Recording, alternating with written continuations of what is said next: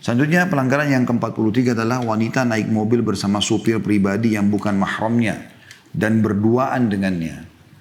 Ini sesuai dengan sabda Nabi SAW, la yakhluwanna ahadukum bimra'atin illa ma'adhi mahram. Janganlah salah seorang dari kalian berduaan dengan seorang wanita kecuali disertai mahramnya. Hadis riwayat Bukhari Muslim. Adapun jika supir itu disertai dua orang wanita atau lebih, misalnya ibu sama anaknya, sama wanita lain gitu loh, maka tidak mengapa. Karena saat itu tidak ada khalwah atau khulwah, berduaan saja.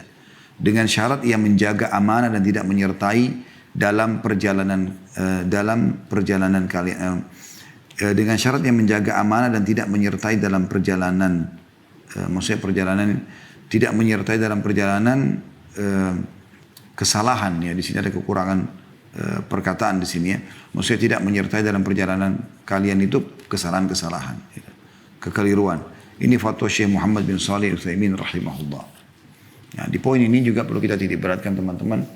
Mungkin ada orang yang apalagi kalau baru taklim ya, mungkin mereka mengatakan kok kolot sekali ya, masa pakai supir aja nggak boleh? Bukan nggak boleh.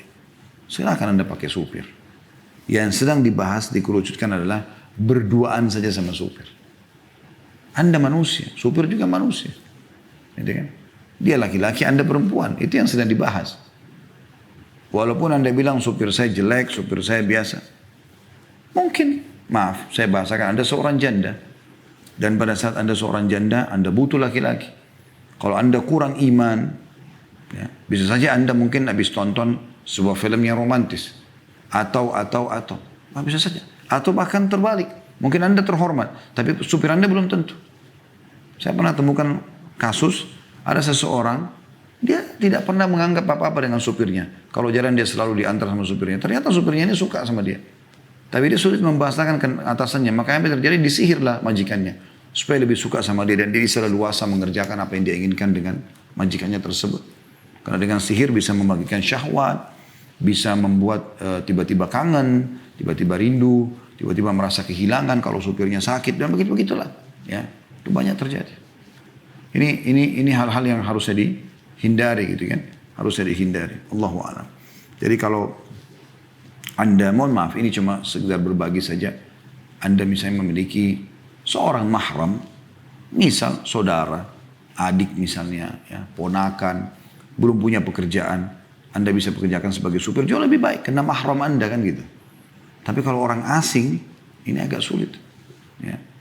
Allahu a'lam. Ini tentu penjelasan masalah agama kita. Semoga ibu-ibu bisa memahaminya dengan hati nurani dan keimanan, gitu kan? Karena kalau tidak, akan terjadi penolakan. Kalau tadi saya bilang orang sudah awalnya memang dia defense, dia mempertahankan itu. Dia anggap nggak ada masalah, gitu kan. Masa sih dipermasalahkan begitu saja, misalnya. Padahal sebenarnya memang hukum Allah begitu. Tadi Nabi SAW mengatakan tidak boleh, tidak halal seseorang di antara kalian berduaan dengan wanita kecuali dengan ada mahramnya. Dan kata Nabi SAW tidak ada dua orang laki-laki dan perempuan berduaan kecuali yang ketiganya syaitan, gitu kan. Itu berbahaya. Dan syaitan itu mengalir di dalam tubuh manusia seperti dengan mengalirnya darah. Dan saya yakin teman-teman sekalian, suami Anda, insya Allah selama beliau dalam keadaan fitrah ya, pasti akan merasa cemburu. Kalau istrinya terlalu banyak juga berinteraksi yang berlebihan. Ada orang sampai kadang-kadang bercanda berlebihan dengan supirnya. Sampai tepak-tepuk segala macam dan sudah seperti temannya sendiri. Tidak boleh terjadi itu. Ini sudah terlalu melampaui batas tentunya.